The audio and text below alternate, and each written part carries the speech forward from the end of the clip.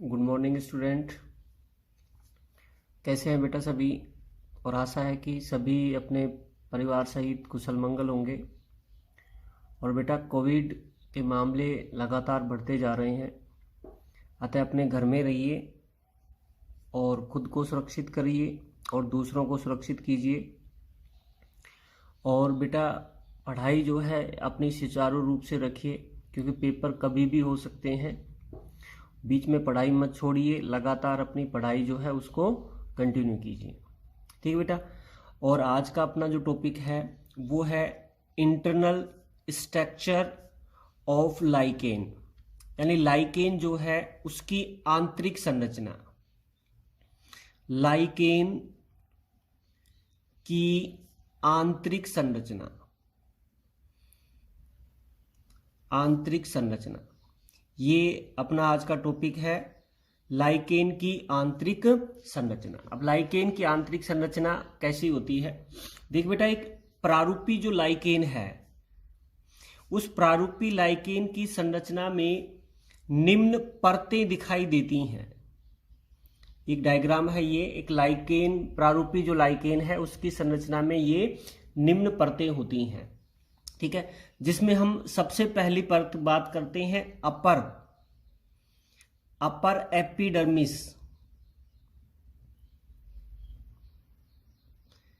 Upper epidermis, upper epidermis, देखिए बेटा ये है अपर एपिडर्मिस। और अपर एपिडर्मिस जो थैलस है लाइकेन का, उसकी ऊपरी सतह जो है, इसमें जो कवक तंतु हैं, ऊपरी सतह में जो कवक तंतु होते हैं ये ढीले रूप से एक दूसरे से बंधे रहते हैं। ढीले रूप से एक दूसरे से बंधे रहते हैं। ठीक है, जिनमें कहीं कहीं पर एयर पोर यानी वायु छिद्र जो है ये भी पाए जाते हैं। कि जो अपर डर्मिस है, एपिडर्मिस है, अपर एपिडर्मिस में जो कवक तंतु हैं, ये कवक तंतु आपस में ढीले रूप से जुड़े हुए होते हैं और इनके बीच में कहीं कहीं पर एयर पोर यानी वायु छिद्र जो है ये पाए जाते हैं।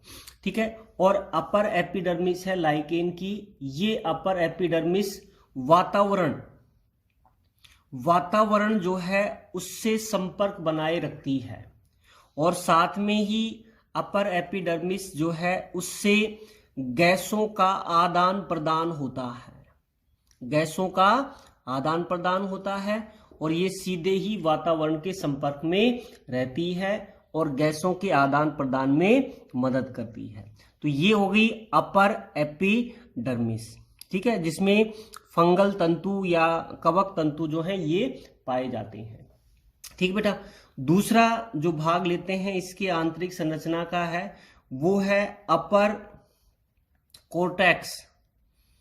अपर कोर्टेक्स, देख बेटा अपर कोर्टेक्स कौन सा है? अपर कोर्टेक्स जो होता है, ये वाला जो भाग है इसका, ये अपर कोर्टेक्स कहलाता है। अपर कोर्टेक्स ऊपरी जो भाग होता है, ऊपरी जो वलकुट है, ये काफी मोटा होता है। ये भाग कैसा होता है? मोटा होता है और एक सुरक्षात्मक परत के रूप में पाया जाता है। मोटा है और सुरक्षात्मक परत के रूप में पाया जाता है, जिसमें कवकांश यानी कवक के जो अंश हैं, कवकांश जो हैं ये सघनता से आपस में गुथकर एक मृदुतकी संरचना का निर्माण करती हैं। आपस में सघनता से जुड़कर एक मृदुतकी जो आभासी संरचना है उसका निर्माण करते हैं। इस क्षेत्र की जो कोशिकाएं हैं, इस क्षेत्र की जो कोशिकाएं होती हैं, इनमें अंतरकोशिकीय स्थान जो है ये अनुपस्थित होती हैं। ये इतना सघन होता है कि इसमें अंतरकोशिकीय स्थान जो है ये क्या होते हैं? अनुपस्थित होते हैं। अंतरकोशिकीय स्थान इनमें नहीं पाए जाते हैं। अगर कहीं कहीं पर अगर अंतरकोशिकीय स्थान उपस्थित हैं तो उनमें श्लेष्म भरा रहता है। पहली बात तो इस क्षेत्र में अंतरकोशिकीय स्थान जो है वो अनुपस्थित होते हैं, क्योंकि ये सघनता से आपस में गुथकर जुड़ा हुआ होता है। अंतरकोशिकीय जो स्थान है वो अनुपस्थित होंगे। अगर कहीं पर भी अंतरकोशिकीय स्थान उपस्थित हैं तो उन अंतरकोशिकीय स्थानों में क्या भरा रहता है? श्लेष्म भरा रहता है। ठीक है बेटा, ये दूसरा स्तर हो गया। तीसरे स्तर की बात करें, तीसरा स्तर है शैवालीय। शैवालीय क्षेत्र, शैवालीय क्षेत्र, एल्गल जोन। देख बेटा, ये वाला जो भाग है ये क्या है? एल्गल जोन है, यानी शैवालीय क्षेत्र होता है। शैवालीय क्षेत्र जो है इसमें सामान्यतः नीले हरे शैवाल जो हैं ये पाए जाते हैं। नीले हरे शैवाल जो हैं ये इसमें पाए जाते हैं। ठीक है बेटा, और यह परत जो है अपर कोर्टेक्स के ठीक नीचे स्थित होती है। अपर कोर्टेक्स जो होता है, जैसे ये अपर कोर्टेक्स है, इस अपर कोर्टेक्स के ठीक नीचे जो है ये शैवालीय क्षेत्र जो है ये पाया जाता है। ठीक है, और इसमें कौन सी शैवाल होती हैं? नील हरित जो शैवाल हैं सामान्यतः ये पाई जाती हैं। ठीक है बेटा, इस क्षेत्र में कुछ प्रजाति जो है उनके कवक तंतु, इस क्षेत्र में कुछ जातियों के कवक तंतु जो हैं ये चूस्कांक के रूप में पाए जाते हैं। शैवालीय जो क्षेत्र है इसमें कुछ जो प्रजाति की लाइकेन है उसके कवक तंतु जो है इस क्षेत्र में चूस्कांक के रूप में पाए जाते हैं, जो इस क्षेत्र से भोजन जो है उसका अवशोषण करते हैं। भाई शैवाल जो है ये कवक को भोजन प्रदान करता है, तो इस क्षेत्र में जो कवक तंतु जो है ये पाए जाते हैं जो चूस्कांक की भांति कार्य कर इस क्षेत्र से भोजन ग्रहण करने का कार्य करते हैं। ठीक है बेटा, उसके बाद जो शैवालीय क्षेत्र है ये वास्तव में प्रकाश संश्लेषी क्षेत्र होता है। ठीक है, जो भोजन बनाने का कार्य करता है। ये क्या बनाएगा? भोजन बनाने का कार्य करता है। तो शैवालीय जो क्षेत्र है जिसमें नील हरित शैवाल है और ये अपर कोर्टेक्स के जस्ट ठीक नीचे स्थित होता है, और इसमें कुछ प्रजाति के कवक तंतु चूस्कांक की तरह प्रविष्ट होकर भोजन ग्रहण करते हैं, और ये वास्तव में प्रकाश संश्लेषी क्षेत्र होता है जो भोजन बनाने का कार्य करता है। ठीक है बेटा, उसके बाद नंबर 4 पर आता है मेडुला यानी मज्जा। मेडुला यानी मज्जा। देख बेटा, मज्जा क्या है? ये वाला जो भाग है ये क्या कहलाता है? मज्जा कहलाता है। ये वाला जो भाग है ये क्या कहलाएगा? मज्जा कहलाएगा। मज्जा क्या है? लाइकेन के थैलस जो होता है उसके मध्य जो होता है, मध्य जो संरचना होती है इसमें ढीले कवक तंतुओं द्वारा बनी, कवक तंतु जो है उसके द्वारा बनी हुई संरचना होती है, जिसमें बड़े बड़े अंतरकोशिकीय स्थान उपस्थित होती हैं। अंतरकोशिकीय स्थान उपस्थित होती हैं। मज्जा जो है जो मध्य में स्थित होती है, जिसमें कवक तंतु ढीले रूप में व्यवस्थित होते हैं, जिनमें बड़े बड़े अंतरकोशिकीय स्थान जो हैं ये पाए जाते हैं, तथा इस सतह के तंतु किनारे पर, इस सतह में जो तंतु होते हैं ये तंतु किनारे पर तो पतले होते हैं और मध्य में मोटे होते हैं। किनारे पर तो कैसे हैं? पतले, और मध्य में कैसे होते हैं? मोटे होते हैं। ये तंतु जो हैं ये किनारे पर पतले और मध्य में कैसे होते हैं? जैसे ये तंतु हैं ये किनारे पे तो कैसे होंगे? पतले, और मध्य में कैसे होते हैं? मोटे होते हैं। तो मज्जा जो है ये मध्य में स्थित होती है, जिसमें कवक तंतु ढीले रूप से एक दूसरे से जुड़े रहते हैं, बड़े अंतरकोश के स्थान इनमें पाए जाते हैं और इनमें जो तंतु उपस्थित हैं वो किनारों पर पतले हैं और मध्य में से मोटे होते हैं। ठीक बेटा, ये चौथा भाग हो गया। और पांचवा और लास्ट भाग है इसकी आंतरिक संरचना का, वो है लोअर कोर्टेक्स। लोअर कोर्टेक्स, निचला जो वल्कुट जो क्षेत्र है वो लोअर कोर्टेक्स कहलाता है। ये वाला जो भाग है ये पूरा क्या है, लोअर कोर्टेक्स है। मज्जा जो होता है उसका आधारीय भाग, मज्जा का कौन सा भाग, आधारीय जो भाग होता है, ये कवक तंतुओं, इसमें जो कवक तंतु हैं ये गुथकर, कवक तंतु जो हैं ये गुथकर एक सघन संरचना बनाते हैं और ये सघन जो संरचना होती है ये लोअर कोर्टेक्स कहलाती है, जिसकी निचली सतह पर, जिसकी निचली सतह जो है इस पर राइजीन जो है ये बनते हैं। निचली सतह पर क्या बनते हैं, राइजीन बनते हैं। तो ये हो गया इसका लोअर कोर्टेक्स, जो कहां स्थित है, मज्जा जो है उसके नीचे स्थित होता है। कवक तंतु इसमें भी आपस में सघनता से या गुथकर जो है ये संरचना बनाते हैं लोअर कोर्टेक्स। और इसकी निचली जो सतह है वो निचली सतह राइजीन जो है उसका निर्माण करती है, जिसकी सहायता से कवक जो है या लाइकेन जो है ये आधार से चिपकी रहती है। तो ये इसकी आंतरिक संरचना के 5 भाग हो गए। एक तो हमने पढ़ा अपर एपिडर्मिस, सबसे ऊपरी भाग है, उसके नीचे अपर कोर्टेक्स है, अपर कोर्टेक्स के नीचे शैवालीय क्षेत्र, शैवालीय क्षेत्र के नीचे मज्जा आती है और मज्जा जो है उसके नीचे क्या आता है, लोअर कोर्टेक्स आता है। ठीक है बेटा, ये हो गए लाइकेन की आंतरिक संरचना। ठीक है बेटा, अब अगला टॉपिक हम लेते हैं, वो है लाइकेन की सतह। लाइकेन की सतह पर पाई जाने वाली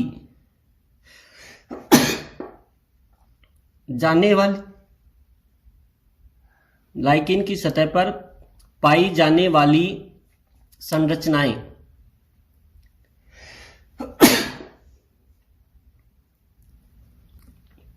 लाइकेन की सतह पर पाई जाने वाली संरचनाएं।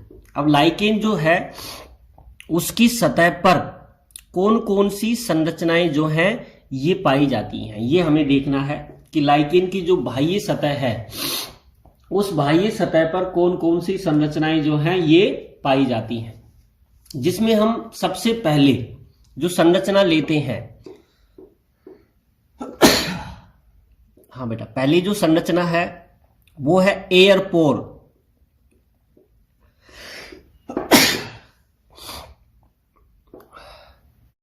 हाँ तो बेटा, अब अगला टॉपिक है अपना लाइकेन की सतह पर पाई जाने वाली संरचनाएं। और संरचनाओं में पहली जो संरचना लेते हैं वो एयरपोर यानी वायु छिद्र। देखिए बेटा,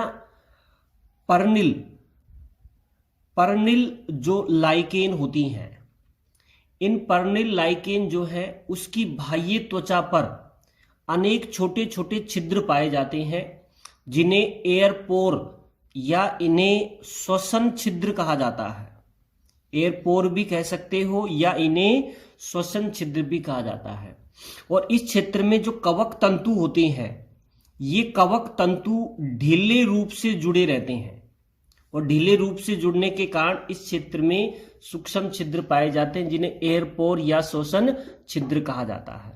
तो ये अपर एपिडर्मिस जो है उस पर पाए जाते हैं पर्निल लाइकेन में, क्योंकि इनके जो तंतु हैं वो ढीले रूप से जुड़े रहते हैं और बीच बीच में जो छिद्र बन जाते हैं वही कवक तंतु या श्वसन छिद्र कहलाते हैं, जहां से गैसों का विनिमय होता है।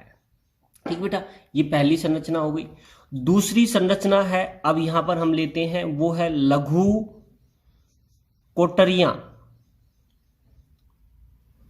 कोटरिकाएं, लघु कोटरिकाएं। देखिए बेटा, लघु कोटरिकाएं क्या है कि कुछ पर्णिल लाइकेन जो है उनके थैलस के निचले वल्कुटीय क्षेत्र में, निचला जो वल्कुटीय क्षेत्र होता है, इस निचले वल्कुटीय क्षेत्र में सफेद रंग की छोटी छोटी प्याले नुमा संरचनाएं पाई जाती, सफेद रंग की हैं और छोटी छोटी प्याले नुमा जो संरचनाएं होती हैं इन्हें लघु कोटरिकाएं कहा जाता है। इनके किनारों पर तंतु समान संरचनाएं बनती हैं, इनके जो किनारे हैं इन पर क्या बनती हैं, तंतु समान संरचनाएं बनती हैं। इन तंतु समान संरचनाएं जो हैं इन पर बीजाणु समान संरचनाओं का निर्माण होता है। इन तंतु समान संरचनाओं पर क्या बनेंगे, बीजाणु समान जो संरचनाएं हैं उनका निर्माण होता है। ठीक है बेटा, और ये संपूर्ण प्यालेनुमा जो संरचना है ये लघु कोटरिकाएं कहलाती हैं। तो लघु कोटरिकाएं जो हैं ये कहां पर बनती हैं बेटा, कि जो पर्णिल लाइकेन हैं उन पर्णिल लाइकेन के निचले वल्कुटीय क्षेत्र में सफेद रंग की छोटी छोटी प्यालेनुमा संरचनाएं होती हैं, लघु कोटरिकाएं। ठीक है बेटा, तो ये दूसरा हो गया, पहला एयरपोर हो गया, दूसरा लघु कोटरिकाएं। तीसरा है सेफेलोडियम। सेफेलोडियम, सेफेलोडियम क्या है कि कुछ पर्णिल लाइकेन जो है उनकी थैलस, उनका जो थैलस होता है उस थैलस की स्वतंत्र सतह पर गहरे रंग की चोटी जो कठोर संरचनाएं हैं जो गोलाकार होती हैं और बाह्य अतिवृद्धि के रूप में होती हैं। सेफेलोडियम क्या है, जो पर्णिल लाइकेन होती हैं उनकी जो ऊपरी सतह है उस पर स्वतंत्र गहरे रंग की छोटी कठोर संरचनाएं बनती हैं जो अतिवृद्धि के दौरान बनती हैं। जैसे ये है कि जो पर्णिल लाइकेन है उसकी सतह पर गोलाकार गहरे रंग की कठोर छोटी संरचनाएं बनती हैं और यही छोटी संरचनाएं सेफेलोडियम कहलाती हैं। ठीक है बेटा, तो गोलाकार स्वतंत्र सतह पर जो संरचना बनती है वो सेफेलोडियम कहलाती है। उसके बाद नंबर 4 पर लेते हैं इसीडिया। इसीडिया क्या है कि लाइकेन का जो थैलस होता है, लाइकेन का जो थैलस होता है उसकी ऊपरी सतह पर, कौन सी सतह पर, ऊपरी जो सतह है उस पर अतिवृद्धियां विकसित होती हैं, जिसमें इस अतिवृद्धियों में क्या आता है, एक तो बाह्य वल्कुट जो है ये आता है और क्षेत्र आता है, और इसमें कुछ सैवलांस समान संरचनाएं जो हैं वो भी पाई जाती हैं। सैवलांस समान जो संरचनाएं हैं ये पाई जाती हैं और ये संरचनाएं प्रकाश संश्लेषी क्षेत्र में वृद्धि करती हैं। किस क्षेत्र में वृद्धि करेंगी, प्रकाश संश्लेषी क्षेत्र में वृद्धि करती हैं। अलग अलग जातियों में के जो लाइकेन हैं उनमें ये अलग अलग आकृति की बनती हैं। अलग अलग जातियों की जो लाइकेन है उनमें इसीडिया जो है ये अलग अलग आकार आकृति की बनती हैं। तो इसीडिया क्या है, थैलस की ऊपरी सतह पर कुछ अतिवृद्धियां पाई जाती हैं जिनमें बाह्य वल्कुट क्षेत्र और सैवलांस समान मात्रा में पाए जाते हैं। बाह्य वल्कुट क्षेत्र भी और सैवलांस दोनों समान मात्रा में पाए जाते हैं। ये संरचनाएं लाइकेन के प्रकाश संश्लेषी क्षेत्र में वृद्धि करती हैं और इनका आकार और आकृति है वो अलग अलग लाइकेन में अलग अलग होता है। ठीक बेटा, उसके बाद नंबर 5 पर आता है पाई जाने वाली जो संरचना है वो है सोरिडिया। देख बेटा, सोरिडिया क्या है, ये संरचना पाउडर के रूप में बिखरी हुई स्थिति में पाई जाती हैं। एक पाउडर जो होता है उसके रूप में बिखरी हुई ये पाई जाती हैं। इन संरचनाओं में कवक और शैवाल जो है ये दोनों घटक उपस्थित होते हैं। ठीक है, मिलकर ये संरचना बनाते हैं और ये संरचना स्फोट के नाम से भी जानी जाती है। ये संरचनाएं एपिडर्मिस और अपर कोर्टेक्स के मध्य बनती हैं। कहां बनेंगी? एक तो